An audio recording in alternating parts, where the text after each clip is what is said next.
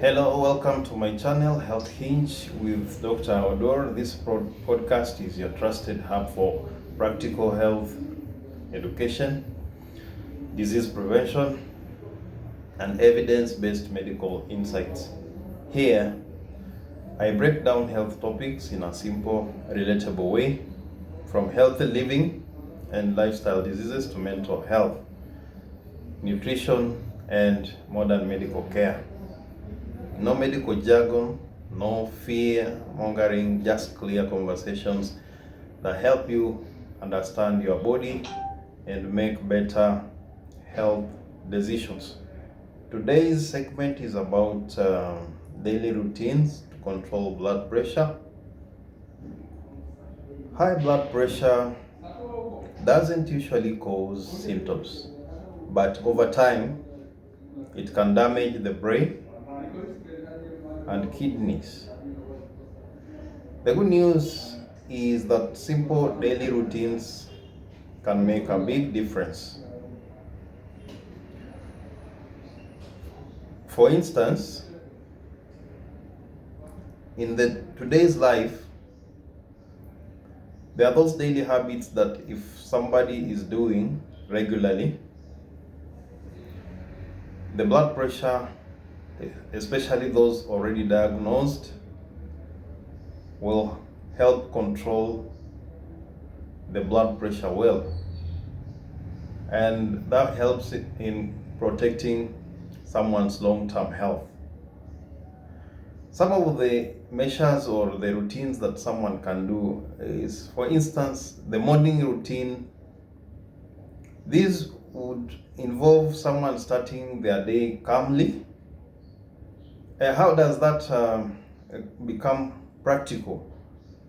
We know that our mornings sometimes are very stressful. So you start by avoiding rushing or having very stressful mornings.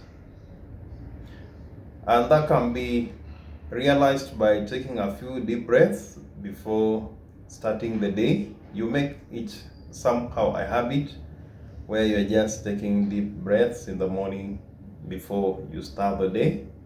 It can be a session that lasts you like maximum 5 minutes, just taking deep breaths in a relaxed way.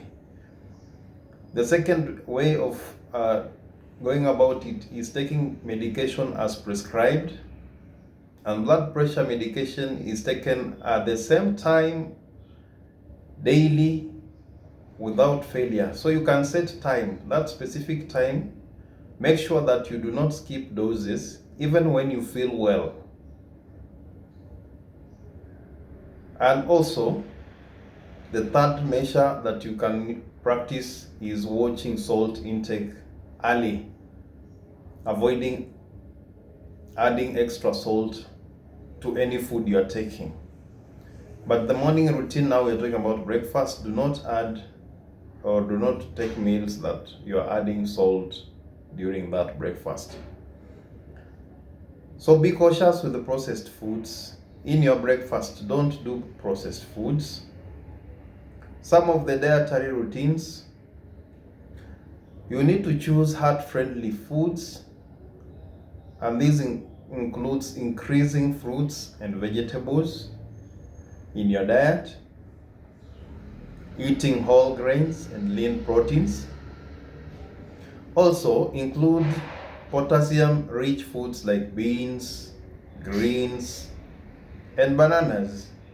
Those are very rich in potassium, so they're going to help someone get potassium in the diet. And potassium is so friendly to the heart. That's what keeps the heart working well. You can as well reduce harmful choices like the following. You limit salty snacks and processed foods. You reduce sugary drinks. Sugary drinks here, we know in that category, almost all the already processed drinks have some added sugar. Limit alcohol intake. Another way of going about your control of blood pressure is having daily physical activity. Making sure that you move your body consistently.